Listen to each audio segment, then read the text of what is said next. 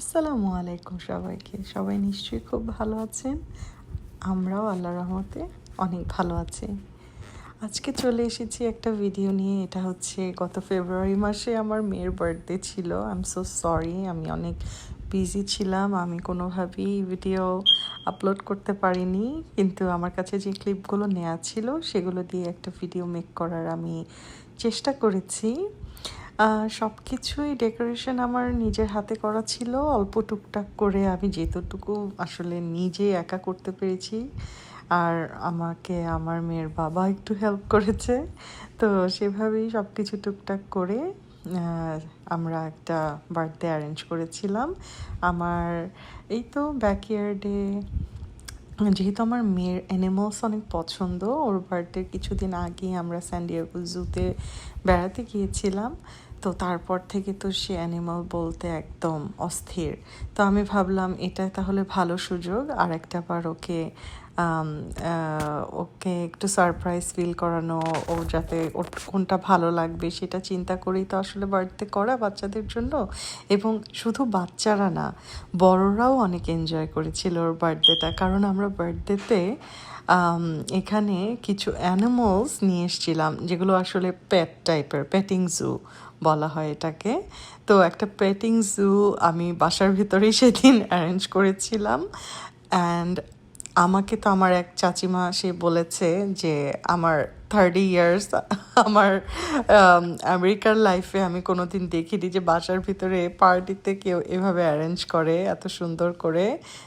তারা সবাই অনেক হ্যাপি হয়েছিল, কারণ বাচ্চারা বড়রা সবাই অনেক মজা করছিল এই পেটিং জুটা নিয়ে। এখানে ছিল টাকো ট্রাক, অবশ্যই হালাল, আমি অ্যারেঞ্জ করেছিলাম। অ্যান্ড এই যে সব অ্যানিমালসগুলো চলে আসছে, এই যে বাচ্চা একটা উটের মতো দেখা যায়, এই আমি বলি উট, বাচ্চা উট, যাই হোক এটার নাম হলো অ্যালপাকা।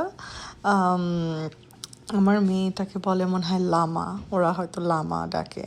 তারপরে গোটস ছিল, এরপর ছিল হচ্ছে গিয়ে শিপ, কিছু চিকেন নিয়ে এসেছিলো তারা, এবং মোটা মোটা কয়েকটা খরগোশ নিয়ে এসেছিলো, খুবই কিউট খরগোশগুলো। একদম হাঁটতেও পারে না, লাফও দিতে পারে না, এক জায়গায় বসেছিল চুপচাপ, এবং তারা একটু পরপর খাবার খাচ্ছে। মানে যতক্ষণ ওরা, মনে হয় আমার এখানে প্রায় 4-5 ঘন্টা ছিল, আমি এদেরকে সারাক্ষণই দেখলাম এরা খাচ্ছে এবং পুপু করছে।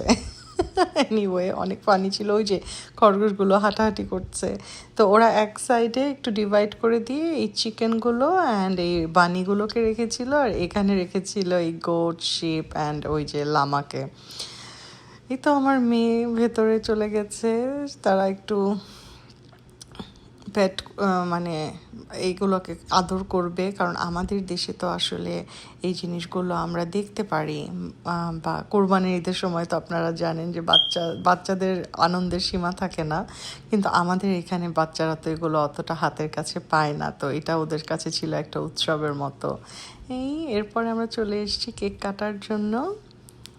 ছোটোখাটো করে একটু অ্যারেঞ্জ করেছিলাম। আরশিন তার কাছাকাছি বয়সের এবং আরশিনের যে বন্ধু বান্ধব স্কুলের, তাদেরকে নিয়ে একটা আনন্দময় মুহূর্ত কাটানোর চেষ্টা করেছি আমি।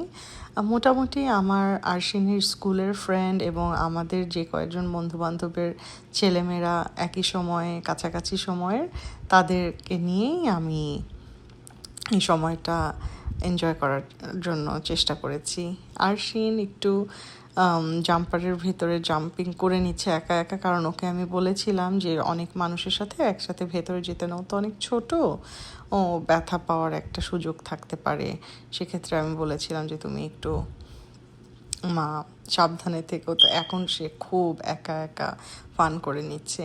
এটা আরশিনের চাচিমা আরশিনের জন্য খুব কিউট কয়েকটা ডোনাটস দিয়ে একটা কিউট অ্যারেঞ্জমেন্ট করেছিল। আর এটা পরদিন আরশিনের স্কুলে, আরশিনের বার্থডের দিন অ্যাকচুয়ালি। আর এই যে আরশিন তার সব প্রেজেন্টস নিয়ে স্কুল থেকে চলে এসছে, এখন সেই প্রেজেন্টগুলো খুলবে।